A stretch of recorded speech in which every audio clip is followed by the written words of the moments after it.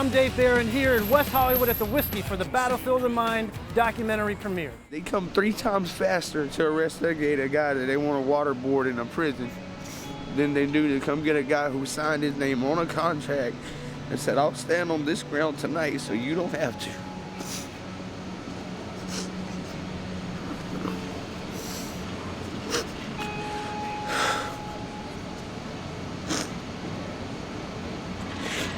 Why don't we count, dude? Why don't we?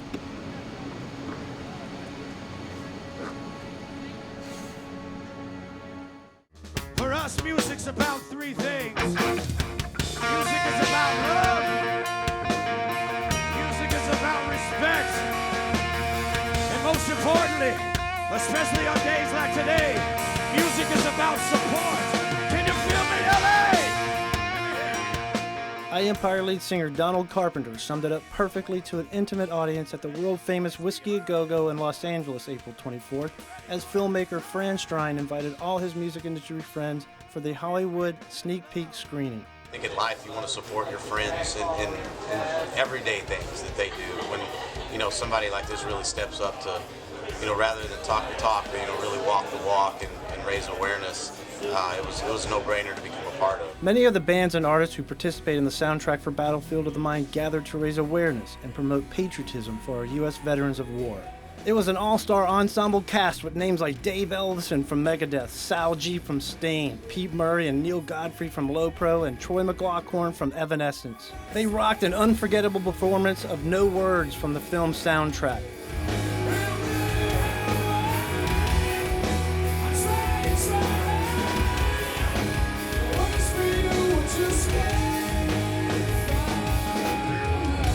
The film has received praise nationwide and is building momentum, opening eyes and ears to a growing issue here in the States. An excerpt trailer of Battlefield was played for the audience prior to the live music getting started. For some, it was the first time they had seen the film and witnessed the ongoing struggle for veterans who return home suffering from post-traumatic stress disorder, a medical term used to describe a myriad of psychological and even physical symptoms that manifest after experiencing extreme trauma. In this case, the brutality of war. Our singer's from the military. I was raised in Fort Bragg, Fayetteville, Fort Bragg, and the military's always held a close spot to our heart, and said absolutely. You sent me the film, and it's powerful. Did you come to have a good time?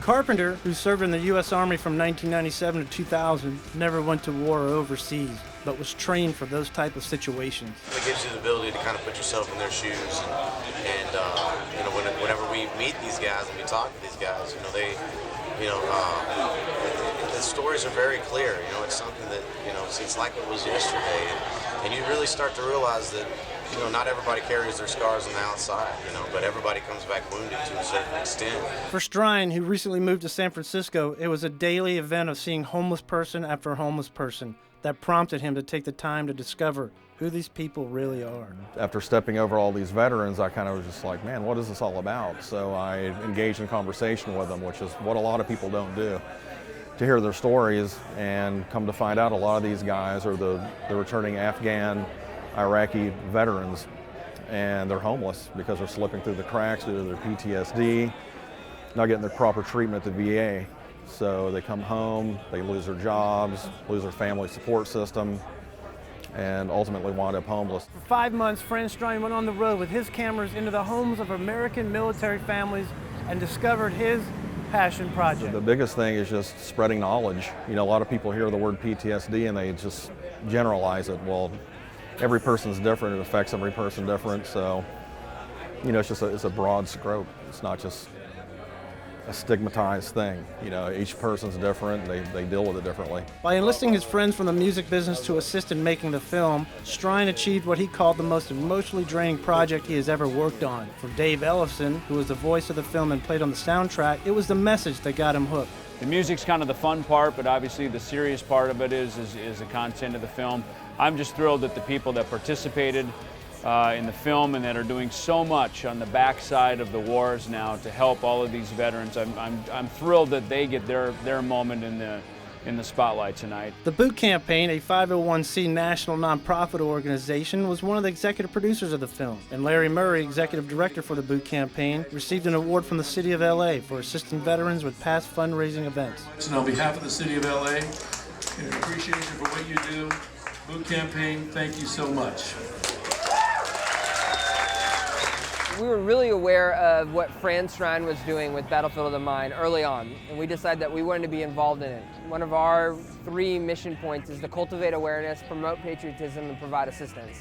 And Fran was doing a really great job of cultivating awareness. We are just so ecstatic about what Fran did, how he stepped up and had the courage to talk about the problem at hand. McLaughlin, like many who donated music for the soundtrack, summed up why he and others did the project. It takes a lot of passion to make a movie about something that, you know, it's not going to be a huge blockbuster hit. You're not going to make a lot of money off of it.